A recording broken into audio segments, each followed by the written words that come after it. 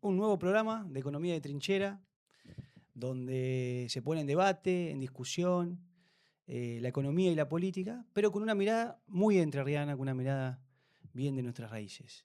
En esta ocasión lo tenemos a Marcelo Casareto, contador, docente universitario, exfuncionario, exdiputado nacional. Bueno, tiene bastante pergamino en su vida, así que bueno, gracias Marcelo por venir. Bueno, gracias a vos por la invitación. Un placer enorme. Marcelo, si te parece, empezamos una recorrida para hablar un poco de política, de economía. Y voy ¿Vos a sabés, vos arrancar. sabés- vos sabés lo que decía el gaucho Martín Fierro? ¿Cuál de todas los dichos? No me asustan los bultos ni las sombras que se menean. Adelante, vamos. Tema Che, libre. bien, arranquemos si A querés. calzón quitado. Sí, sí, acá son quitados. Vamos a preguntarle un poco. La primera pregunta, o para ir entrando en tema, la economía nacional, macroeconomía, las políticas de Milei, ¿cómo ves vos el gobierno nacional? ¿Qué ves en el corto plazo, mediano plazo? Como vos quieras arrancar. Mirá, Scalabrini Ortiz decía unas décadas atrás, él era uno de los dirigentes radicales irigoyenistas que fue precursor de Forja, antecesor del surgimiento del peronismo.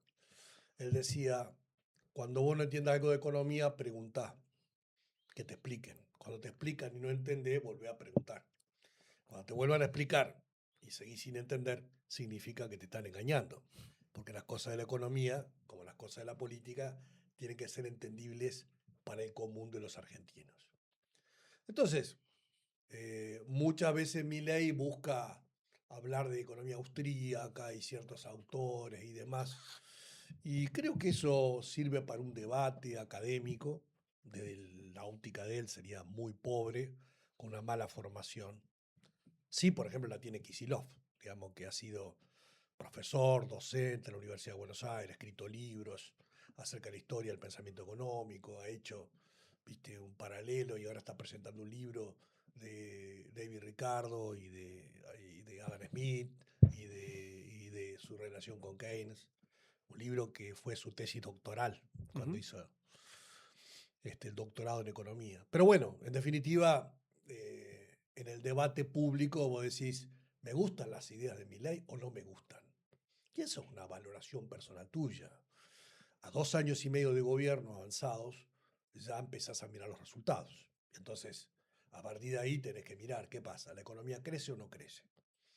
Bueno, la economía está teniendo un ritmo muy desparejo.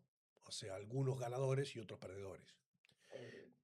Los pocos ganadores están vinculados sobre todo a la economía extractiva, a la minería, a la energía, al petróleo, a alguna parte del sector agropecuario. Esos son ganadores y por ahí el indicador, si alguien se come una milanesa y el otro no come ninguna milanesa, el promedio te da de que los dos comieron media Media milanesa. milanesa, pero en realidad uno comió y el otro no comió.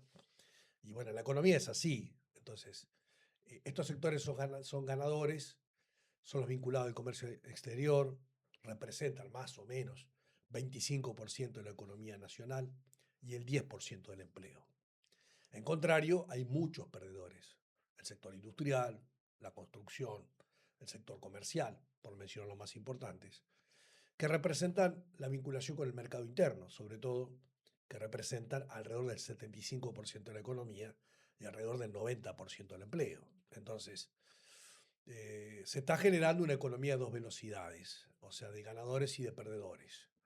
Si vos querés mirar los buenos indicadores, podés ver buenos indicadores de consumo, por ejemplo, de récord de turismo en Brasil, o de récord de turismo en Punta del Este, o récord de concurrencia al Mundial de Fútbol de Estados Unidos, México y Canadá. ¿Es cierto? Sí, es cierto. Lo que pasa es que eso significa que un sector de la sociedad tiene poder de consumo. Si vos mirás la eliminación del cepo y el acceso a comprar dólares, se han vendido casi 30.000 millones de dólares desde abril del año pasado hasta ahora a particulares. Esto significa de que hay mucha gente que puede comprar dólares, sea directamente para comprar y atesorar, sea por consumo, viaje al Exterior. exterior, compra de productos importados, Temu, Jane, qué sé yo, Amazon o Mercado Libre que ahora te hace envíos internacionales. Entonces, serían todos buenos indicadores.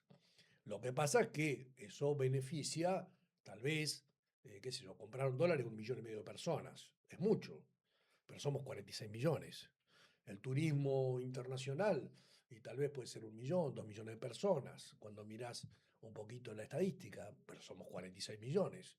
Entonces, con suerte, el modelo cierra para un 10, un 20 y con viento a favor, tal vez un 30% de la sociedad, con un efecto directo, un efecto indirecto. Pero en el resto de la gente, no. Es decir, pierde el trabajador industrial, pierde el trabajador de un comercio, pierde el trabajador estatal, ¿no? Que tiene aumentos salariales muy por Por debajo de la debajo. inflación, en orden nacional y en orden de Entre Ríos. Un jubilado pierde su poder adquisitivo. Entonces, vos ahí decís, bueno, mirá, yo siempre viví de la actividad privada, yo fui un comerciante. Bueno, pero yo recorro la peatonal de Paraná y me encuentro que han cerrado 100 comercios. Entonces, ¿por qué? Porque vos le bajás el poder adquisitivo al empleado público, al maestro, al policía, al vial, al que vive del Estado, y ese tiene menos poder adquisitivo para ir a la peatonal a comprar. Entonces, algunos me dicen, sí, se hacen compras online. Bueno, es el 6% del consumo, o sea, es irrelevante todavía frente a la masa del consumo a nivel nacional. Otro me dice, sí, algunos se van de la peatonal a otras avenidas, un poco más afuera de bulevares en la ciudad. Sí, pero es una minoría. Hay 100 locales cerrados. Y vos de acá de Paraná te vas a Concordia y te encontrás una peatonal también con un montón de locales Pero, cerrados. perdón, Entonces, ¿a vos no te da la percepción de que hay una aceptación de la gestión de Milei en la clase media? Además, vos estás describiendo toda esta cuestión económica, pero en general veo que hay una aceptación igual de la variable macroeconómica, sostenimiento, por ejemplo, la baja relativa, o sea, o la baja intermensual de la inflación, o desde que asumió en la actualidad, tipo de cambio planchado, la posibilidad de irse al extranjero. Yo percibo, me da la sensación de que hay una aprobación de la población argentina en la política económica de Milei. algunos sí y otros no. Ujú. Entonces, por eso, a veces es fácil decir desde la política y la economía, la gente tal cosa. Y yo digo, ¿qué gente? Es decir, vos podés estratificar la sociedad Sí, sí. desde aspectos políticos, económicos, de distribución del ingreso, de ideologías, o sea, de muchas maneras. Entonces, hay alguna gente que está conforme y otra que no está conforme. Bueno, Entonces, el gobierno va a tratar de resaltar todas las buenas noticias y para eso tiene un aparato de comunicación muy fuerte y controla la pauta oficial, que antes iba vía la firma del presidente o de sus ministros, y ahora no va más por ahí, pero va por YPF, va por Correo Argentino, va por, bueno, por el Banco Nación, por ANSES, por distintos organismos descentralizados o por empresas del sí, la Estado. central térmica que la privatizaron ahora, Bueno, a ISA. pero eso banca todo un poder económico de los ganadores que Ujú. ponen pauta en los grandes medios de comunicación que terminan formando en parte la opinión pública. Entonces, cuando vos mirás eso y buscas una traducción electoral, Milei sacó el 30% en la primera vuelta de agosto del 23 en la PASO y en la primera vuelta de octubre del 23. 30%. Eso sería un núcleo duro de la sociedad argentina. Milei terminó sacando ese caudal en provincias donde nunca había visitado y nunca generó una política en beneficio de esa provincia o de esas ciudades. Después, para la segunda vuelta electoral, sumó los votos de la reta que había perdido la PASO con Bullrich, más los votos de Bullrich que pierden la primera vuelta, terminan haciendo ese 56%. Entonces, el 56% de la gente le dio una ventaja importante en el balotaje que apostó a ese cambio en favor de Milei. Entonces, mucha de la gente está convencida de esas ideas, es un núcleo. Y parte de otra gente está esperanzada en que esa idea, ese modelo, le va a dar beneficios. Y entonces hoy, cuando el tiempo pasa, vos decís, bueno, los problemas que tenés son responsabilidad de los que estaban antes o de los que están ahora. El primer día es todo lo que estaban antes. Al segundo mes ya empieza a cambiar. Al tercer mes, cada mes que pasa, es más responsabilidad del que está y menos del que estaba. ¿Tá? Ujú. Entonces, esto es lo que de alguna manera se está viendo. Entonces, el año pasado, en las elecciones, Milei y su fuerza política sacó el 40% en el país. Entonces, ganó las elecciones de medio término, pero había sacado 56. Entonces, de 30 pasó a 56, cayó a 40. Yo no creo mucho en las encuestas, estos son los resultados electorales, de acuerdo a lo que uno ve y olfatea, calculo que su entre su núcleo duro de 30 y 40 estará en este momento, punto más, punto menos. El peronismo, digamos, sacó con Massa de candidato 37% en la primera vuelta electoral y saca 44% en la segunda vuelta. En la elección del año pasado, sumando las diversas tendencias del peronismo, habremos sacado 33%, 34%.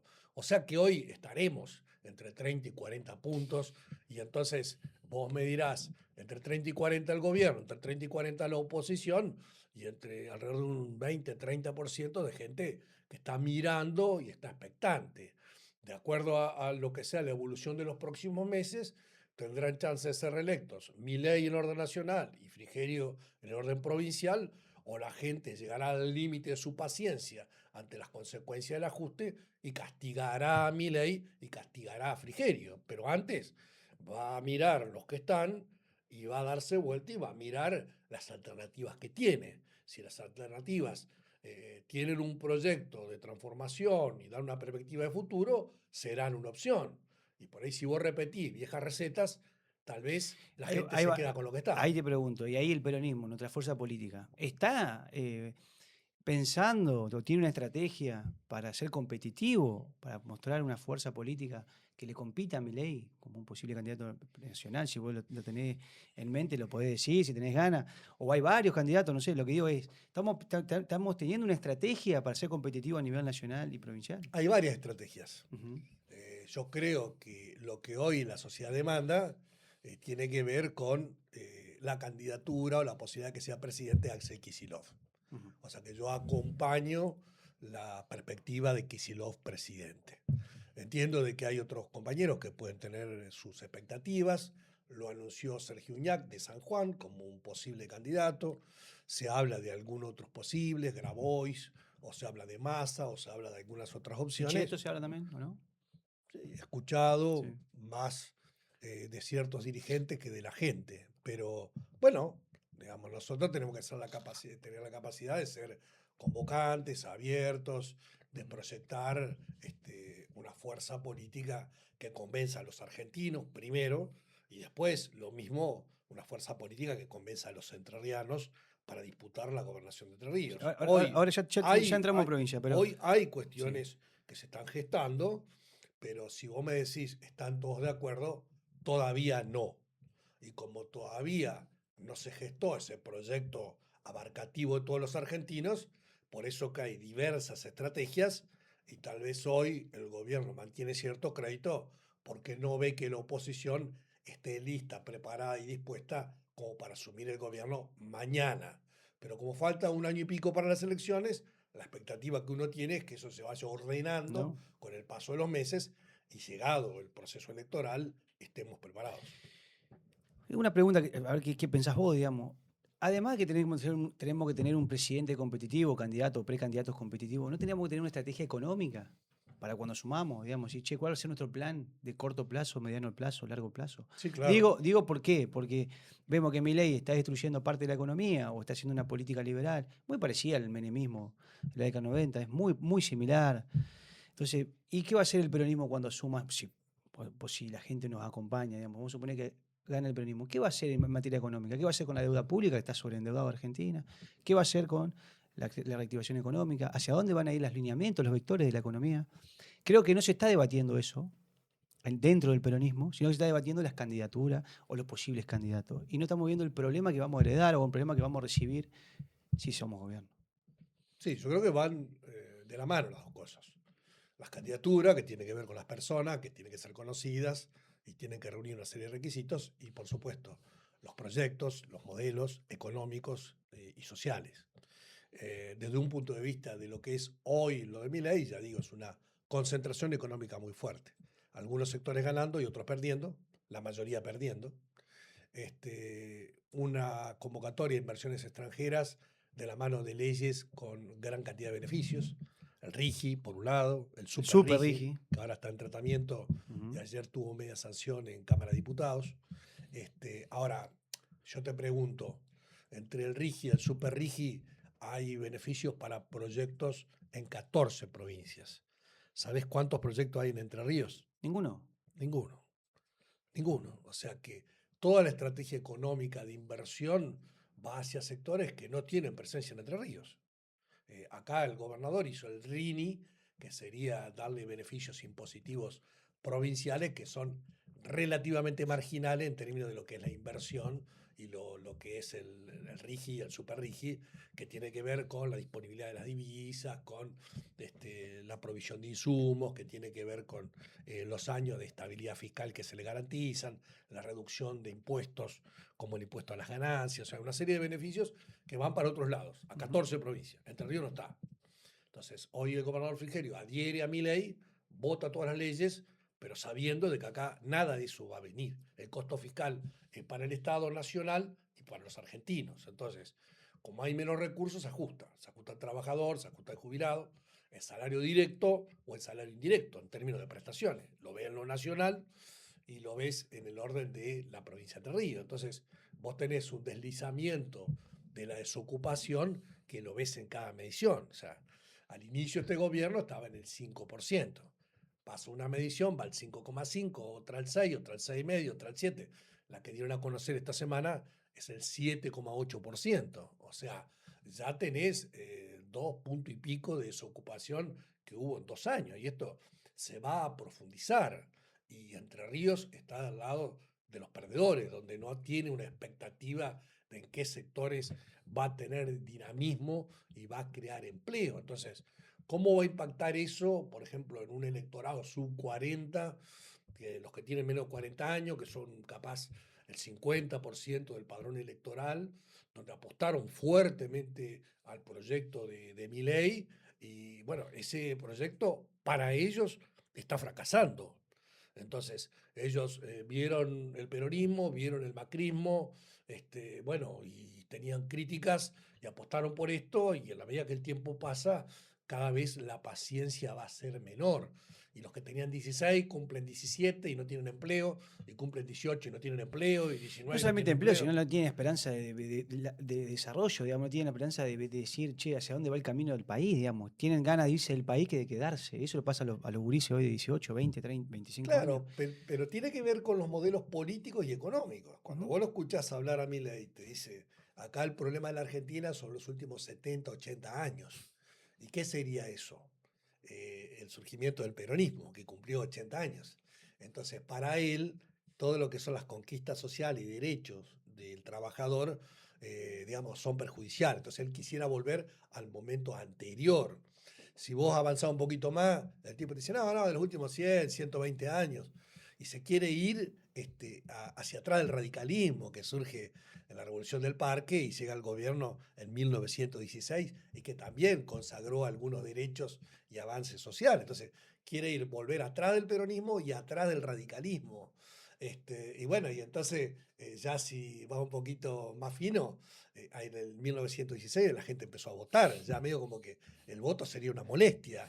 O anterior, los extranjeros no votaban, o las mujeres Mujeres no tampoco votaban. votaban.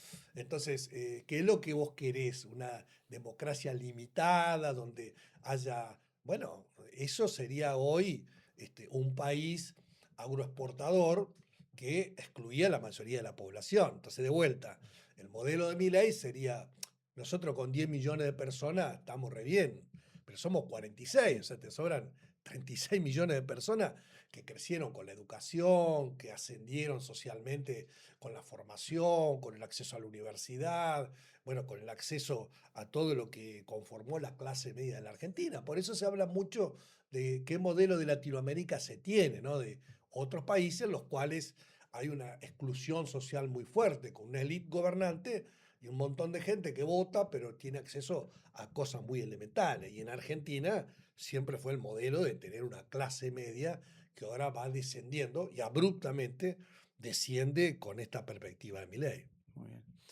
Che, Marcelo, te paso a la provincia, vamos a hablar un poco de la provincia. Gobernador Frigerio, ¿qué opinión te merece? ¿Cómo está gestionando el Frigerio? Si no tiene gestión, tiene gestión. ¿Cómo lo ves vos? ¿Qué, en materia económica mucho más, digamos, podés profundizar un poco más? Pero en general, la gestión de Frigerio y cuál es tu valoración respecto a eso. Bueno, primero tenemos que partir de la base de, yo fui diputado nacional, tenía sentado para un lado a Milei y tenía sentado para otro lado a Frigerio. O sea, discutí con ellos los 2 años anteriores a las elecciones. Entonces, uno hoy es presidente y otro es gobernador.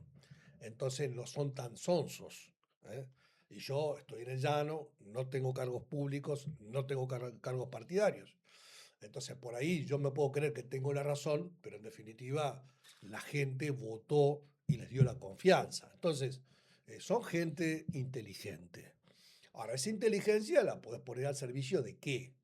Y bueno, y ellos la están poniendo al servicio de una concentración económica muy fuerte. De vuelta, con pocos ganadores, privilegiados y con muchos perdedores. En el caso de los dos, tienen una preocupación muy fuerte por la imagen. Entonces, son habilidosos en el manejo de medios, son habilidosos en el manejo de redes sociales, invierten mucho, gastan mucho en eso, por derecha y por izquierda. O sea, utilizando los fondos públicos para bancar medios, periodistas afines y para bancar portales truchos en redes sociales que maneja el propio gobernador Frigerio o sus comisarios políticos que son el ministro Troncoso y el secretario de la Gobernación Colelo. Que por supuesto ellos pregonan una cosa y hacen otra, porque ellos, por ejemplo, el gobernador partió de la base de que nadie iba a ganar más que el gobernador y lo firmó en un decreto, y bueno, y eso rápidamente quedó sin efecto. Y sus propios allegados más cercanos empiezan a cambiar, de que empiezan de un salario de, por decir, 4 o 5 millones que tendrían como ministros o secretarios de Estado, empiezan a trabajar ad honorem y se hacen nombrar en las empresas del Estado. Entonces, termina cobrando Troncoso 20 millones en Enersa, Colelo 15 millones en el Instituto del Seguro, y ahí, de acuerdo a la cercanía que tenían o que tienen con el gobernador actual, el que está de director de comunicación pasa a ser gerente de comunicación de Enersa, y de ganar 3 palos pasa a ganar 8 o 10 palos, y así, ¿no? Entonces, yo tengo toda la información, por ejemplo, de la pauta No solamente publicitaria. eso, sino que dijo cuando su gestión dijo que no iba a haber salarios estatales informales o en negro y después hace pagos de manera bueno, informal, digamos, es decir, no remunerativo, digamos. Entonces, él mismo, que lo dijo al inicio de su gestión, después no cumple la palabra y además estamos en una reforma previsional donde si vos tenés aporte no remunerativo o pagás salario no remunerativo, no aporta a la caja. O sea, él mismo se está boicoteando, que después habla de esa impolutez o habla de esa transparencia que ejerce en la gestión y que no es así. Claro, el gobernador nunca vivió en Entre Ríos, está claro. Su abuelo tenía un campo, y bueno, se crió en Buenos Aires, su padre se crió en Buenos Aires y él se crió en Buenos Aires. Y de hecho, Rogelio Frigerio, nieto del actual gobernador, vive en Buenos Aires. Su mujer vive en Buenos Aires, sus hijos viven en Buenos Aires. Nunca vivió en Entre Ríos. Siempre mantuvieron el campo del abuelo en Villa Paranacito, que en un momento hizo el cambio de domicilio para poder votar acá y ser candidato. Está bien, entonces eso es importante. Algunos amigos me dicen, no digas eso porque a la gente no le importa demasiado.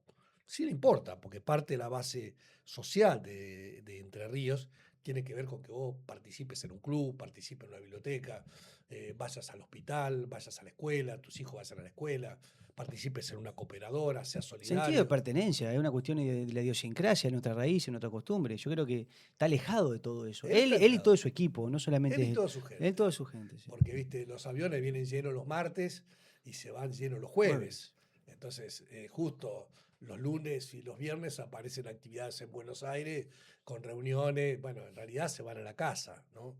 Esta semana se conoció el día 20 de junio que, bueno, el gobernador no estaba y habló la vicegobernadora. Bueno, pero nadie informó dónde está el gobernador. ¿Qué le pasa? ¿Está enfermo? ¿Está internado? ¿Se tomó vacaciones? ¿Le duele la cabeza? ¿Qué le pasa? Bueno, la verdad que yo pensé que estaba en Buenos Aires. Me pasaron después una foto y resulta que estaba en Brasil. Entonces, ¿por qué el gobernador se va a escondidas de Entre Ríos? Se va a escondidas a Buenos Aires siempre, porque vive allá.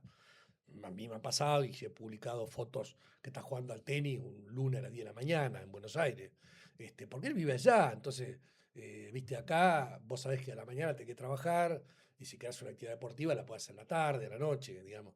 Pero ellos no, porque en Buenos Aires tiene otro ritmo. Entonces, mientras acá toda la gente entra a las 7 de la mañana y el que no llega, falta, le hace un sumario. Viste, vos todos los días mirás el boletín oficial y aparecen sumarios a los que no cumplen. Y el primero que no cumple es el gobernador y su funcionario. Pero resulta ser que el tipo de la se rajó a Brasil, no dio explicaciones. Y vos fíjate, estamos terminando el jueves.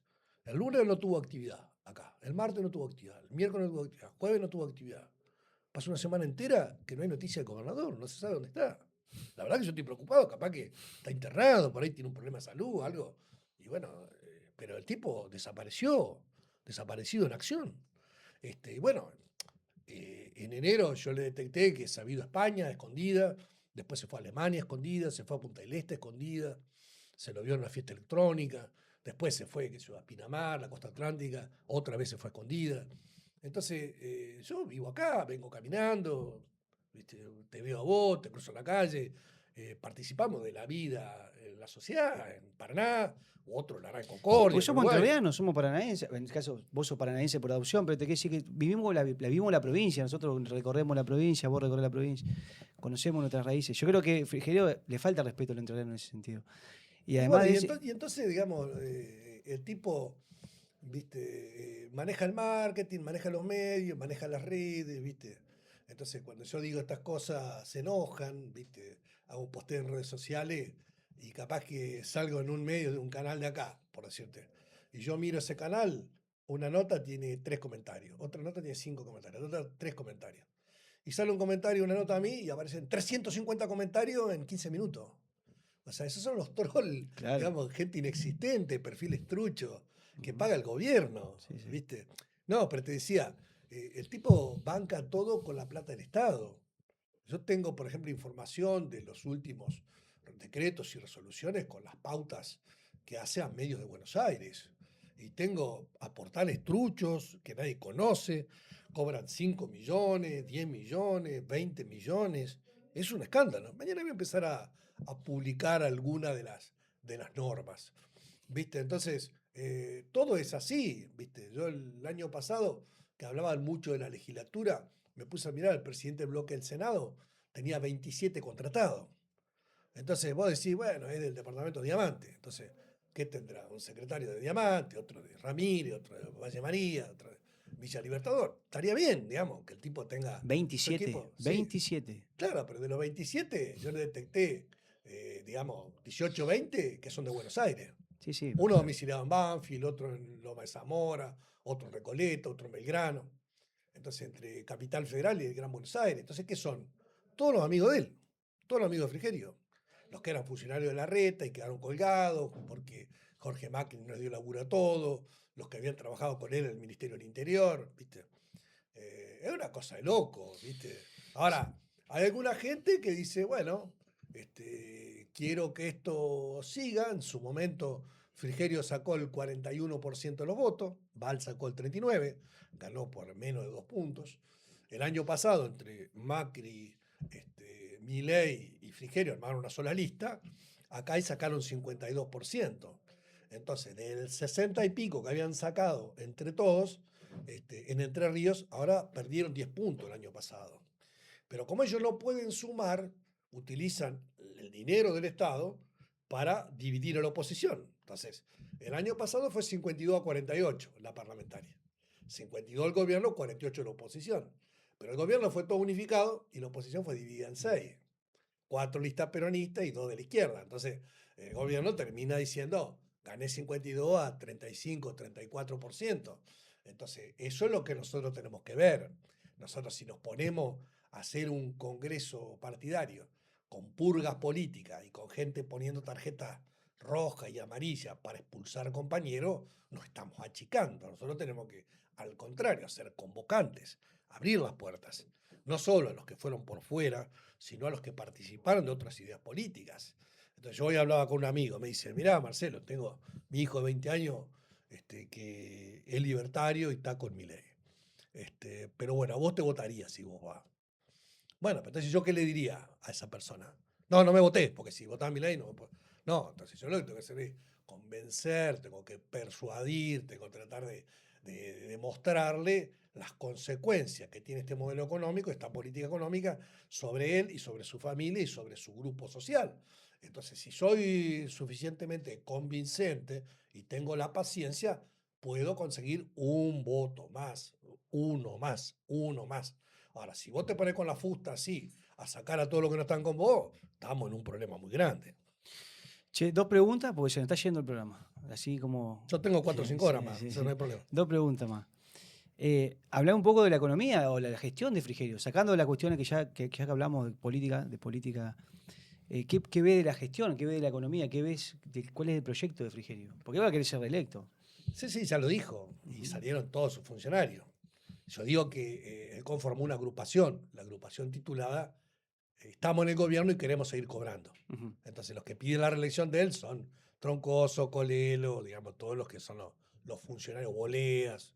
Este, ellos dicen que siga Frigerio. Y Frigerio dice, no, no sé quién lo ha dicho. Te pone cara de boludo, ¿viste? Pero claramente es un operativo político que le está haciendo. Entonces, Milei quiere eternizarse en el poder. O sea, Milei, la hermana, Adorni y toda la troupe que tiene, los Caputos. Y acá Frigerio y Troncoso y Colelo se quieren eternizar en el poder. Es decir, ellos son la casta. Ujú. Entonces, ellos son el gobierno. Ellos gastan la nuestra. Ellos gastan los recursos de todos los entrerrianos. Pero como ellos están haciendo ahora oposición de la oposición, entonces están buscando cómo dividir a la oposición. En eso tenemos que ser inteligentes, ya digo, y tenemos que ser convocantes. La estructura del presupuesto de la provincia, vos la conocés.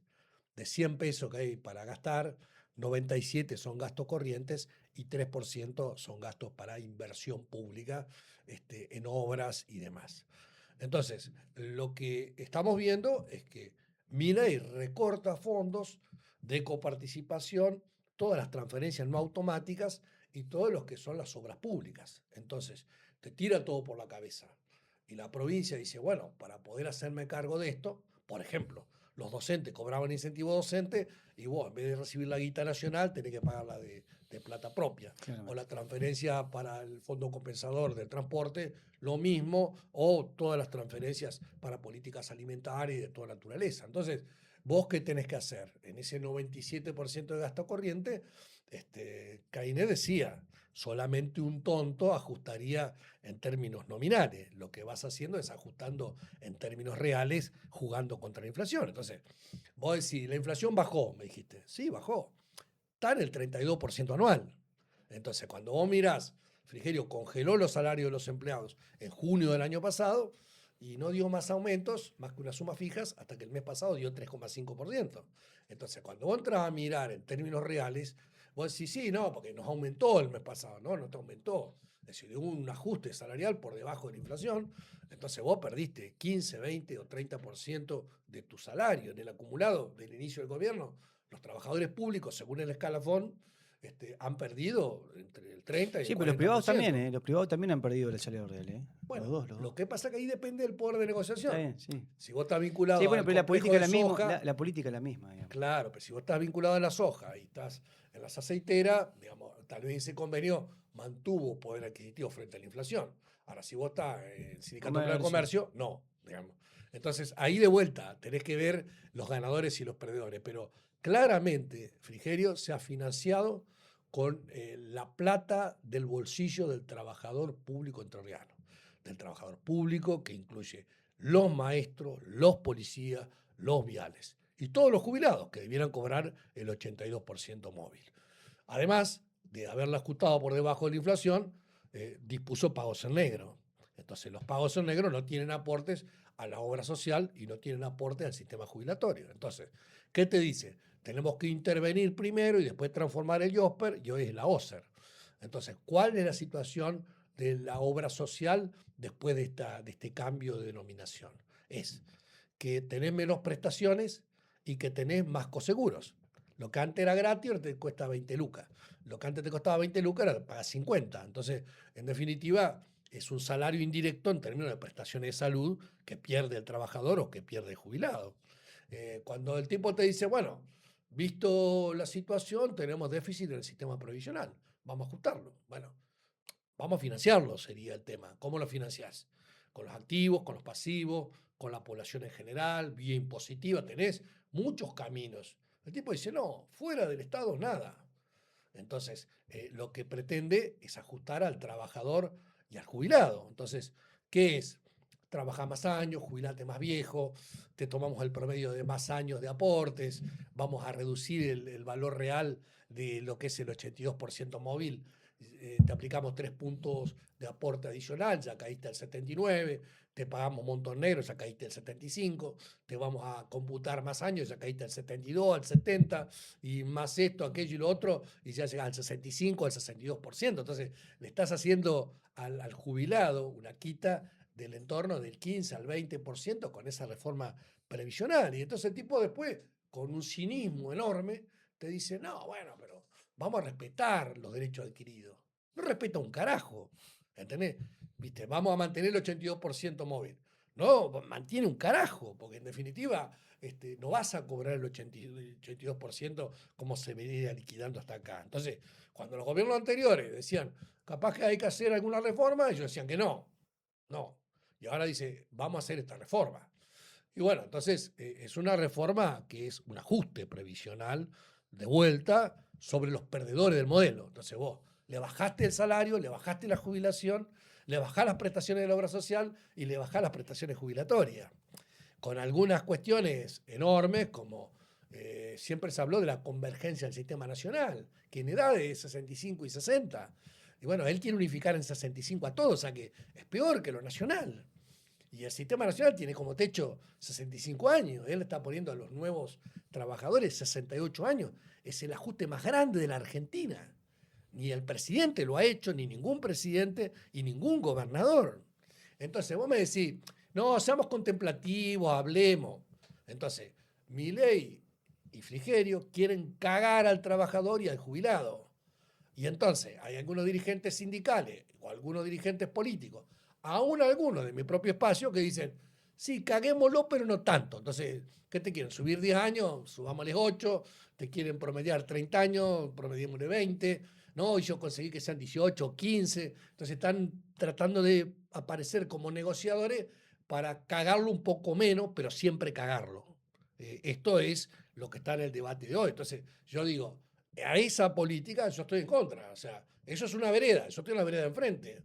Y a nosotros nos votaron para ser oposición.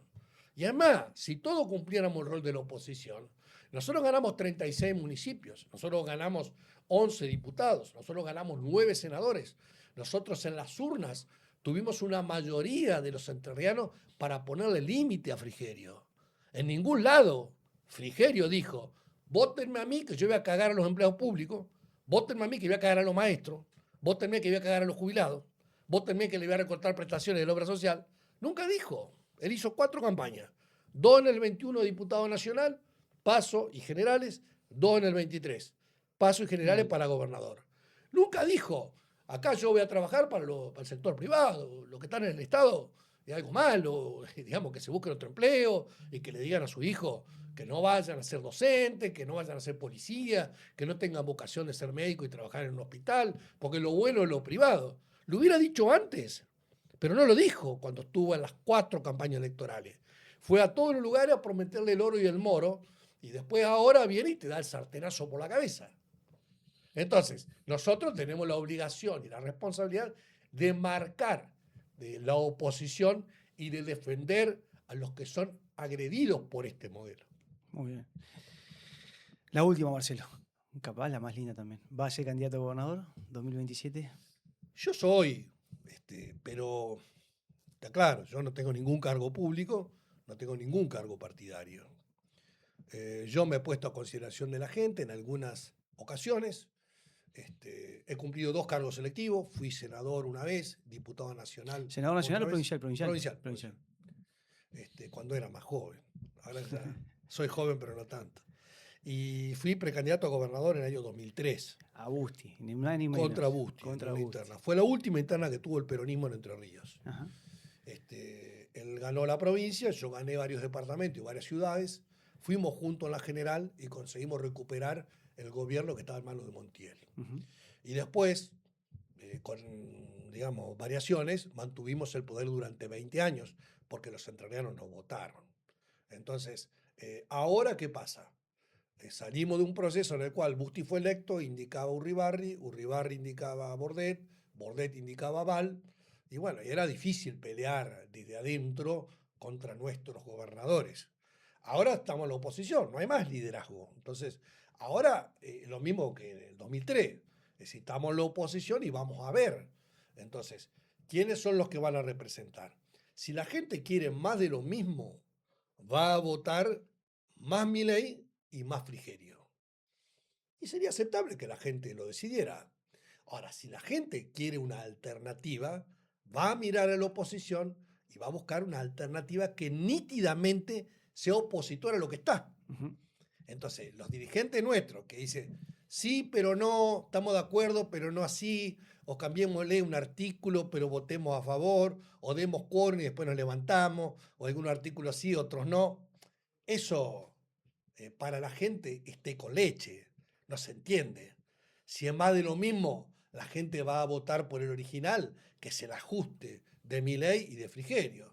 Y si no, tenemos que tener una alternativa, tenemos que tener una opción que nítidamente se plante enfrente. Eso es mi apuesta. Entonces, yo me pongo a consideración, recorro la provincia, la semana pasada estuve en Concordia, en el partido, con mucha gente de todas las generaciones, muchos jóvenes, estuve en Chajarí, había 4 líneas internas, hubo gente de las 4 líneas internas charlando, estuve en San José, departamento Colón, la semana anterior había estado en Federal, en Concristo Bernardi, en Los Conquistadores. Bueno, te puedo pasar mi teléfono para que veas que estoy hablando todos los días con gente de todos los lugares de la provincia. Veremos, todavía no sabemos ni cuándo son las elecciones ni con qué sistema electoral. Yo me pongo a consideración. Hasta ahora, como candidato a gobernador, soy el único. ¿Tá? Los otros mandan decir que serían o dicen a través de un periodista que estarían pensando, bueno, pero no lo han dicho. Capaz aparecen 1, 2, 3 más y bueno, veremos cómo recorre cada uno, qué consenso genera y a partir de ahí veremos si podemos conciliar una lista de unidad o si hay más de un proyecto y hay elecciones internas. Lo que tenemos que asegurar es que haya elecciones internas, que haya una convocatoria interna, así que nuestro partido asegure la participación en cada rincón de Entre Ríos para cada una de las candidaturas, desde la intendencia de Feliciano a la de Ibicuí, de La Paz a Colón, de Victoria hasta Chajarí, en Concordia, Gualeguaychú, Concepción del Uruguay y Paraná, en todos los lugares. Que no vengan después que no tenemos plata, que salen cara. Bueno, la democracia cuesta algo y bueno, lo que hay que hacer es tratar de que cada uno se legitime en las candidaturas que vaya a ocupar. A mí no me interesa otra cosa que ser gobernador, así que ya fui legislador provincial y nacional, no me interesa. O voy de gobernador si genero el consenso, o si no, seguiré la actividad privada en mi profesión sin tener ningún cargo en un futuro gobierno. Pero lo mío no es producto de un pensamiento de hoy, sino un proyecto de mucha gente que me acompaña y que coincide en estas ideas y que, bueno, me está impulsando y, bueno, y sufre las consecuencias del ajuste y me va diciendo lo que pasa un trabajador, lo que pasa un jubilado, lo que pasa un estudiante en cada rincón y se necesitamos que alguien nos represente. Yo ayer estuve acá en la carpa docente y, bueno, había docentes de Paraná, de Nogoyá, y bueno, y alguno de ellos me decía, che, pero lo tuyo flojo, ¿eh? ¿Cómo quién? ¿Quién los míos? Y tus senadores, pues no se sabe si están todos, si alguno vota, no vota, tus intendentes, no sé. Bueno, no son míos, sí son de mi partido, pero digo, la sociedad está sufriendo y está buscando una representación. Yo creo que este es un amplio carril que nosotros tenemos que interpretar positivamente con un proyecto de provincia para mejorar las condiciones de vida de nuestra gente. Gracias, Marcelo. Un placer que hayas pasado por acá. Te agradezco el tiempo. Se cortó, yo pensé que teníamos más horas. No, siempre te dije 50 minutos. Gracias. Te digo, bravo. Gracias por estar. Muy Gracias, amable. Bache. Muy lindo el espacio y te felicito. Gracias, che. Muy amable.